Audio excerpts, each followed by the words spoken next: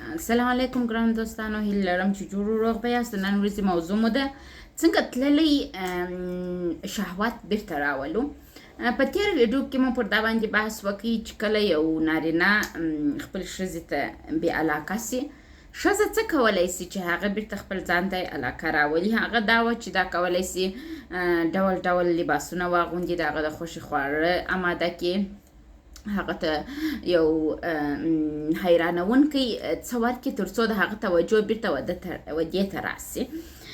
خو د نن په ویډیو کې وایو چې کله یو ښځه تاسو ته خپل جنسي شهوت د لاسه ورکړي، تاسو نارینه څه شی کولی سئ تر څو د ښځې شهوت بیرته خپل ځان ته راوپاروئ او خپله ښځه ستاسو ښځه بیرته تاسو ته داسې یو حالت کې واوسېږي چې زړه یې تاسو ته وغواړي، تر څو په جنسي رابطه کې کومک درسره وکړي، چې دا د هر نارینه خواهش او ارزو ده چې ښځه یې په جنسي روابطو کې کومک ورسره وکړي.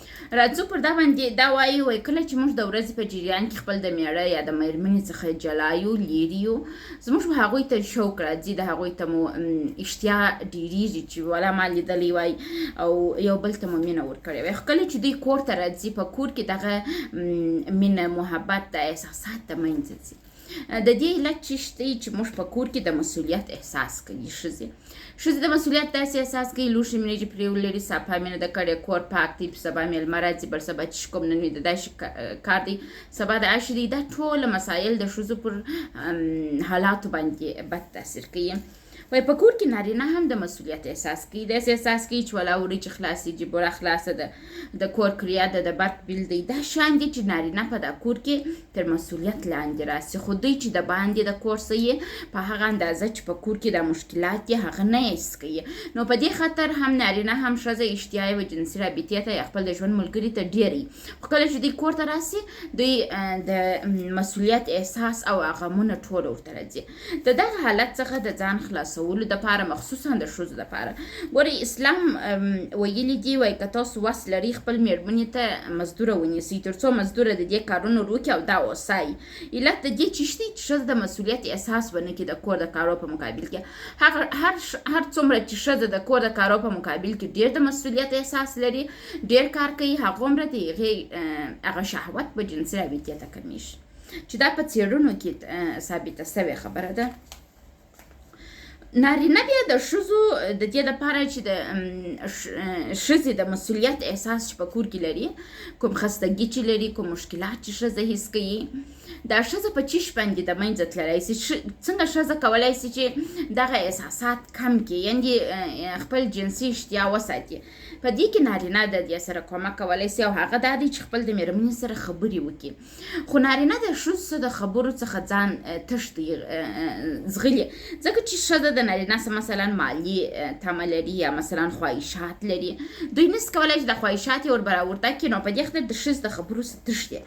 نارینو ته په عوض کې موږ دا وایو چې تاسو کوشش وکړئ د یو باسیاسته نارینه په رقم، یو نارینه چې سیاست لري، د باسیاسته نارینه په رقم د ښځو سره برخورد وکړئ. د مثال په توګه خپلو ښځو ته ووایاست چې زما سره پیسې نشته، زه دغه شی تا ته نسم اخیستلی، خو ته پر ما ګرانه یې، زه ستا سره مینه لرم، ته تر ټولو دنیا ما ته په ارزښت دی. دا هغه مسایل دي چې تاسو کولی سئ خپل ښځه خپل په کنټرول کې ولرئ. وایي خپل حالات ومنئ، که نارینه ده که ښځه ده، دا ومنئ چې زه غریب یم یا خان یم یا په منځنۍ طبقه کې یم. بل راځو، وایي د دې دپاره چې تاسو خپل د مېرمنې په تللی شهوت بیرته راولئ، نو تاسو کوشش وکړئ چې د مینې دروازې ته ولاړ سئ. د مینې دروازې ته تګ یعنې نوي څه راوړل دی. ښځې عموما په خپل کور کې دا چې د مسؤلیت احساس یې ډېري، د مشکلاتو احساس یې ډېري، نو دا ښځې یو ډول فشار پر ځان باندې حس کوي. دغه فشار د ښځو موږ څنګه د منځه وړلی سو؟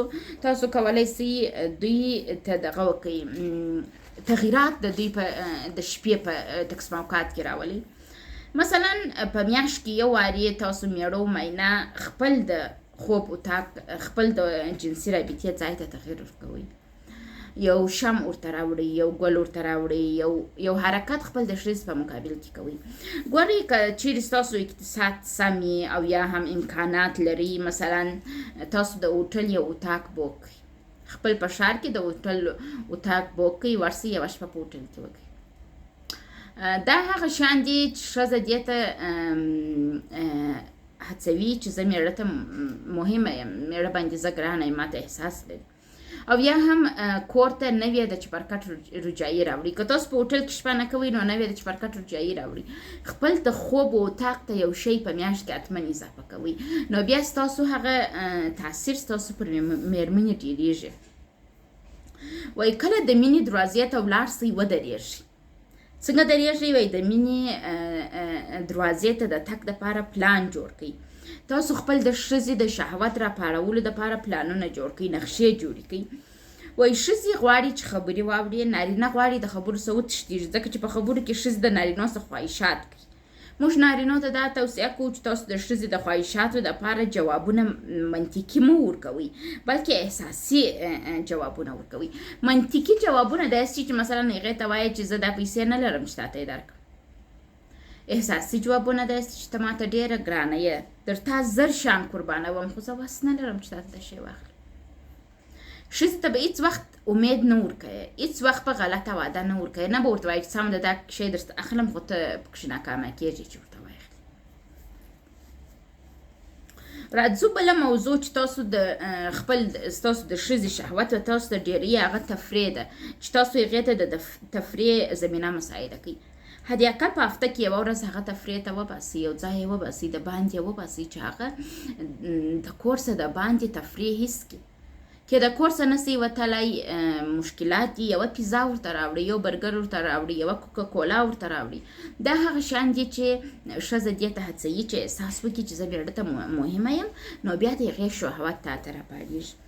وایي بل شی چې ډېر په نړیواله سطح په څېړنو کې کامیابه سوي دي چې هغه دا دی چې ښځه چې و جنسي رابطې ته ډېر آماده کېږي، ډېر شهوت راپورته کېږي، هغه ښځې ته شاپینګ کول. شاپینګ یعنې سودا کول، یعنې خپله ښځه بازار ته استول یا د خپله ورسره تلل، هغې ته یو کالي رانیول، یو چپلکه رانیول، یو ډسکول رانیول. یعنې خرید د ښځې پر شهوت باندې ډېر جدي تاثیر لري. وایي کوچنی شی رانیسئ، مهم نه دی چې تاسو حتما مثلا د 100,000 شیان رانیسئ، کوشش وکړئ د 500 شیان رانیسئ، خو په میاشت کې یو ځل حتما تاسو کوشش وکړئ چې خرید وکړئ. سودا او یا ښځې ته یو نوی شی رانیول د ښځې شهوت په ډېرولو کې ډېر کمک کوي. وایي که تاسو غواړئ چې ډېر د خپل مېرمنې په ذهن کې واوسېږئ، نو بیا تاسو کوشش وکړئ چې خپل مېرمنې ته ښایسته خطونه ولیکئ. که تاسو مسافر یاست خط ورته ولیکئ، که نږدې یاست په خوله ښایستې خبرې ورته ولیکئ. که چیرې ستاسو په خوله باندې خپل احساسات بیانول نه دي زده، نسئ کولی چې په ښه توګه خپل احساسات خپل تر مېرمنې پورې ورسوئ، نو بیا تاسو کوشش وکړئ چې د شعرونو څخه کمک واخلئ. د شعرو کتابونه رانیسئ، د مینې د شعرو کتابونه، هغه شعر به خپل مېرمنې ته وایست. دا هغه شی دی چې ښځه په غیر منتظره توګه په ډېر چټکۍ سره د شهوت اوج ته تاسو ته رسوي. وایي د ښځو سره د خبرو هنر زده کړئ. وایي په نیمه شپه کې جنسي رابطه چې تاسو نیسئ، نو تاسو کوشش وکړئ چې خپل د ښځې خواهشاتو ته هم توجه وکړئ. تاسو ښځې ته ازادي ورکړئ په جنسي رابطه کې چې د هغې زړه غواړي که نه غواړي چې جنسي رابطه ونیسي. وایي که ښځه په جنسي رابطه کې د ازادۍ احساس وکړي چې زه مجبوره نه یم چې حتما جنسي رابطه ونیسم، نو بیا ښځه ستا و جنسي رابطې ته ډېر ژر آماده کېږي. خو زموږ ښځو ته توصیه دا ده چې موږ ښځې خپل احساسات په جنسي رابطه کې پټولی سو. موږ د نه جنسي رابطې درلودلو سره کنار راتللی سو، خو نارینه نسي راتللی، ځکه چې نارینو ته جنسي رابطه داسې ده لکه غذا، خو موږ ښځو ته جنسي رابطه داسې ده لکه میوه. بې له میوې موږ ژوند کولی سو، خو بې له غذا موږ ژوند نسو کولی. نو ښځې چې کوشش وکړي چې په جدي توګه د نارینو جنسي خواهشاتو ته رسیدګي وکړي، او نارینه چې دې ته کوشش وکړي چې ښځه څنګه شهوت ته راولي. دا هغه مبارزه ده چې تاسو یې د ژوند په جریان کې باید وکړي. د مینې سړک یو طرفه سړک نه دی، بلکې دا دوه طرفه سړک دی. که یو نفر داسې ځي بل نفر داسې راځي، نو تاسو کوشش وکړئ یو د بل حقوقو ته توجه وکړئ، یو بل وپېژنئ، یو د بل بدنونه وپېژنئ، او جنسي روابطو ته ژمن واوسېږئ. په راتلونکي ویډیوګانو کې به هم تاسو د جنسي روابطو اړوند معلومات ترلاسه کوئ. نن دا مهم و چې تاسو خپل د ښځې شهوت په کومو طریقو سره ډېرولی شئ، چې هر وخت چې ستا زړه وغواړي یوه مېرمنې ته ووایې چې زه ستا سره جنسي رابطه نیسم هغه تا ته ووایي که څه هم دا نه انزال کېږي خوند نه اخلي د وویلو کې د دې سره په دغه شیانو کې که تاسو کار وکړئ نو ښځه به تاسو ته همیشه وایي مننه چې دا وخت پورې مو غوږ ونیوئ